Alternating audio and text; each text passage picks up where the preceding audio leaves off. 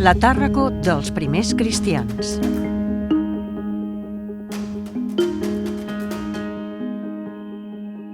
Sento des de fa molts anys un fort desig de venir a trobar-vos, cosa que penso fer quan vagi cap a Hispània.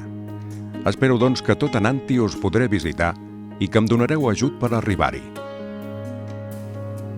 Amb aquestes paraules, l'apòstol Pau de Tars expressa el seu desig d'arribar a terres hispanes ajudat per la comunitat cristiana de Roma. És possible que el seu propòsit es complís i Tàrraco es convertís en la porta d'entrada del cristianisme a la península ibèrica. Una pietosa història ubica la predicació de l'apòstol sobre la roca que fonamenta la capella de Sant Pau del Seminari, datada al segle XIII.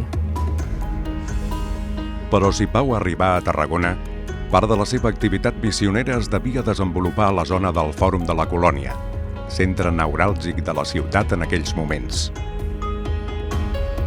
A mitjan segle III trobem la primera notícia contrastada d'una comunitat cristiana a la ciutat. Sabem que el bisbe de Tàrraco Fructuós i els seus diaques Auguri i Eulogi van ser condemnats a la foguera el 21 de gener de l'any 259, en el marc de la persecució contra els cristians decretada pels emperadors Valerià i Galiè. Aquest fet és narrat a la Passio Fructuosi, un document de l'antiguitat cristiana on es barreja el testimoniatge directe d'aquells que van presenciar el procés martirial dels sants tarragonins. La consulta directa de les actes públiques del procés per part del redactor I un rerefons de fets sobrenaturals afegit, que va acabar donant forma a la narració. L'autor d'aquest document és anònim i en la Passio es defineix com un soldat. Ara bé, el terme podria ser entès simbòlicament com a soldat de Crist.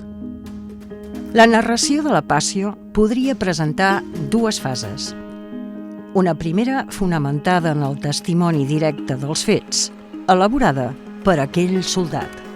I una segona ampliada per un nou redactor, de sòlida formació teològica, probablement un clergue, que hauria donat cos final a la redacció abans de finals del segle IV.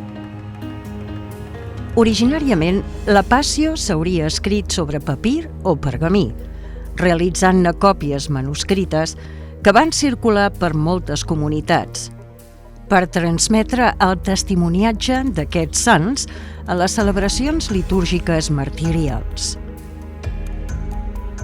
El fet que la Passio fos citada durant el segle V per autors com Sant Agustí o Aureli Clement Prudenci prova que aquests escrits van circular per l'Imperi Romà. El relat de la Passio va ser conservat i transmès en còdex, alguns dels quals han arribat als nostres temps i abracen una cronologia que va des del segle VIII fins al XIV. La Passio Fructuosi narra que el diumenge 16 de gener de l'any 259, sota l'imperi de Valerià i Galiè, el governador de la província de la Hispània Citerior, Emilià, va ordenar l'arrest dels màrtirs. Un piquet de beneficiaris, cos militar en funcions policials i al servei del governador, va ser el responsable d'executar l'arrest.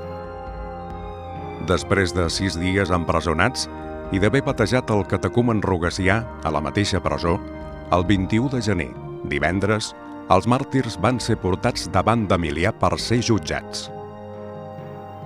En un judici ràpid i inflexible, el bisbe i els seus diaques, després d'haver reafirmat la seva condició de cristians i d'haver reconegut Fructuós el seu ministeri de bisbe, van ser condemnats a morir cremats a l'amfiteatre de la ciutat el mateix dia. La sentència responia al fet que els màrtirs, d'acord amb les seves conviccions, es van negar a obeir el precepte imperial de donar culte als déus, i en particular a l'emperador. Això equivalia a un acte de desobediència contra l'autoritat imperial i l'Estat, i, per tant, l'actitud dels clergues podia tipificar-se com un crim de lesa majestat, d'alta traïció contra els poders constituïts. De camí a l'amfiteatre, el bisbe i els seus diaques van rebre el suport i l'afecte del poble cristià i també d'alguns pagans. Els màrtirs, abans de ser immolats, van donar signes d'una extraordinària fortalesa. Van mantenir el dejuni rebutjant la invitació a beure una mixtura analgèsica i van pregar per l'Església Universal estesa d'Orient a Occident. El martiri es va produir entre les 10 i les 11 del matí i els cossos dels màrtirs van estar exposats a la pira de l'amfiteatre fins a la nit. Després, les restes van ser recollides per la comunitat cristiana i traslladades discretament a una àrea cementirial. La recerca arqueològica conclou que l'emplaçament de la tomba correspon a l'àrea de l'actual necròpolis paleocristiana del riu Francolí. Aquest ric jaciment fou descobert l'any 1923. Les aportacions científiques més importants es deuen a l'arqueòleg mossèn Joan Serra Vilaró, que excavà el conjunt entre 1926 i 1933. La zona es va convertir, entre finals del segle IV i inicis del segle V, en un gran santuari martirial format per una basílica martirial, avui soterrada en els terrenys de l'antiga fàbrica de tabacs. Un complex constructiu adjacent, avui desaparegut, que podria haver acollit el baptisteri, la residència i administració del bisbe i un centre d'acolliment de pelegrins. Una àrea cementirial i una basílica funerària. L'edifici principal d'aquest santuari era la basílica martirial. El seu altar s'havia erigit sobre la tomba dels màrtirs. La basílica tenia 3 naus i en el seu subsòl es trobaven un gran nombre d'enterraments que quedaven senyalitzats per mosaics o inscripcions en el paviment. Els fidels desitjaven ser enterrats a prop dels màrtirs com a senyal de comunió i desig de salvació. Al costat de la capçalera de l'església, on es troba centrada la sepultura dels màrtirs, s'ubica la cripta dels arcs. És l'únic element visible avui dia de la basílica martirial. Fou sagristia d'aquest temple i a través d'una escala es descendeix a una cripta amb enterraments privilegiats. Annex a la basílica s'extenia el cementiri. Estava tancat, organitzat per carrers i ornamentat amb arbres i plantes. En aquest cementiri es documenten sepultures simples com les realitzades amb àmfores, teules o caixes de fusta. Altres són refinats sarcòfags de pedra local, marbre o plom. Es documenten també enterraments amb construccions de túmuls i mausoleus. És el cas de la cripta de les Roses. Correspon a la part subterrània d'un gran mausoleu d'estructura cúbica. Tant en el cementiri com a l'interior de la basílica han aparegut enterraments amb una rica varietat de temes iconogràfics cristians. Podem destacar el sarcòfag d'un alt funcionari anomenat Leocadius, amb les escenes de Moisès rebent la llei i el sacrifici d'Isaac. A la lauda d'Ampelius es representa el corder místic i un cràter florit, símbol de Crist com a font de la vida eterna. És també cèlebre la nina d'ivori, trobada en una sepultura infantil. La col·lecció epigràfica paleocristiana trobada a l'àrea és la més important de la península ibèrica. A través d'aquests epígrafs, els cristians identificaven els seus difunts amb fórmules plenes de fe en l'esperança de la resurrecció. Dins l'àrea del santuari, prop de la basílica martirial, s'erigia una petita basílica funerària. Es troba actualment dins el complex comercial del Parc Central. A l'interior del conjunt s'han pogut documentar prop de 200 enterraments. Una làpida trobada durant les intervencions arqueològiques dona fe de l'enterrament d'una beata de nom Tecla, verge consagrada a Crist, d'origen egipci que va morir als 77 anys. Així, la ciutat de Tàrraco, en el segle V, havia entrat en un procés profund de cristianització.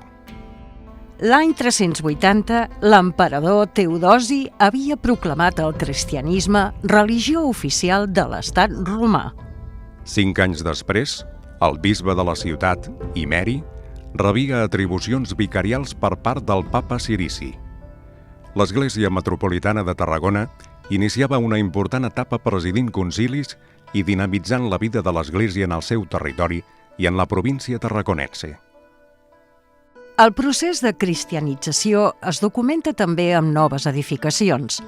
És el cas de la vila romana de Sencelles, a 6 quilòmetres de Tàrraco, vora el riu Francolí, on una gran sala de planta circular, rematada per una cúpula, és decorada amb mosaics amb temàtica cristiana. És una de les mostres més impressionants de l'art paleocristià hispànic. El seu esquema compositiu bàsic està format per 3 franges concèntriques i un medalló zenital. A la franja inferior apareixen escenes de cacera de cérvols, on es representen el dòminus de la vila i els seus convidats. A la següent franja s'identifiquen escenes bíbliques salvífiques com el bon pastor, els 3 hebreus al forn de Babilònia, Daniel a la fossa dels lleons, Jonàs llançat al mar, entre altres. A la franja superior s'alternen 4 escenes de personatges entronitzats amb 4 escenes amb les personificacions de les estacions de l'any. Del medalló zenital només es conserven 2 rostres. Desconeixem la titularitat i funcionalitat de la construcció. Alguns investigadors la identifiquen com un mausoleu, altres com una sala de recepció de la vila, altres com un edifici de culte cristià i, finalment, també es relaciona amb la caserna del general Esteri, que l'any 420 va establir les seves tropes a Tàrraco. En qualsevol cas, el comitent fou una institució o personatge cristià, ric i il·lustrat, que s'interessà per desplegar un projecte iconogràfic revestit d'una gran subtilesa teològica. Entretant, l'amfiteatre havia esdevingut un lloc sagrat i a la seva arena devia existir un altar o algun monument martirial que rememoraria el testimoni de Fructuós, Auguri i Eulogi. A finals del segle VI, l'Església de Tàrraco substituïa aquella memòria martirial per una basílica. Fou ubicada en l'espai precís on la tradició oral situava el lloc del suplici dels màrtirs. Al seu voltant es va generar un cementiri. Al segle XII es bastí un nou temple romànic de planta cruciforme sobre la fonamentació de la basílica visigòtica. L'església medieval va rebre l'advocació de Santa Maria del Miracle i va perdurar dempeus fins l'any 1915. La superposició d'aquestes esglésies sobre un espai de memòria martirial des del segle III és un fet excepcional en el món romà. Això evidencia la singularitat que té l'amfiteatre de Tàrraco en relació a altres amfiteatres del món. També en època visigòtica es construí una nova catedral i un nou conjunt episcopal. Possiblement es va ubicar darrere de l'actual absis de la catedral medieval a la part alta de la ciutat. Alguns investigadors defensen que la catedral visigòtica aprofità les estructures d'una gran construcció romana que formava part de l'antiga àrea sagrada del culte imperial. En aquest espai s'han documentat elements constructius visigòtics i diferents enterraments d'època tardoromana i visigoda. A l'interior d'una d'aquestes tombes es va trobar una jarreta de bronze d'ús litúrgic del segle VII. A la façana de la catedral es troba encastat el sarcòfag de Betesda, datat vers l'any 400. Presenta les escenes de la guarició d'un cec, de l'hemorroïsa, del paralític de la piscina de Betesda, de la conversió de Zaqueu i de l'entrada triomfal a Jerusalem. Juntament amb alguns sarcòfags romans més, trobats a l'entorn de la catedral, podrien procedir del cementiri visigot catedralici. La catedral devia presentar una doble advocació a Santa Jerusalem i a Sant Fructuós, segons es desprèn del Liber Orationum Festibus, text litúrgic de l'Església de Tarragona que estava en ús a la fi del segle VII. Aquest manuscrit es conserva avui dia a l'Arxiu Capitular de Verona, a Itàlia. Les relíquies dels sants màrtirs, venerades al santuari de la necròpolis paleocristiana, devien ser traslladades i ubicades a aquesta nova catedral visigòtica. Fructuós, Auguri i Eulogi són els màrtirs més antics documentats en la Hispània romana i, per tant, una font imprescindible per a l'estudi de la història del cristianisme primitiu. La major part de les seves relíquies van ser dispersades des de Tarragona a partir d'època visigòtica. A la capella renaixentista de Sant Fructuós de la Catedral de Tarragona s'hi veneren part d'aquestes relíquies. Els protomàrtirs hispànics Fructuós, Auguri i Eulogi són l'essència d'un relat que fan de Tàrraco una de les ciutats més riques en patrimoni paleocristià de tota la península Ibèrica.